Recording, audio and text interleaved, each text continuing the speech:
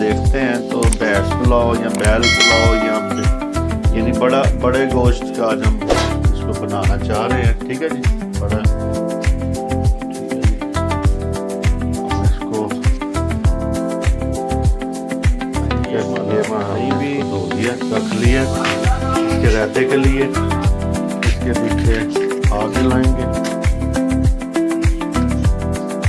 ठीक है जी, कैसे आप ये देखें चोरिश कटिंग भी आप समझ लीजिए, ये छोटी छोटी करें ताकि जब चावलों के साथ खाया जाए तो ये आप 11:10 पे बिल्कुल तैयार हो गया। ये मेरा हमारा आग बंद कर दें और ये देखें लग के मैंने पहले से रखा हुआ था, बीफ तैयार हो गया।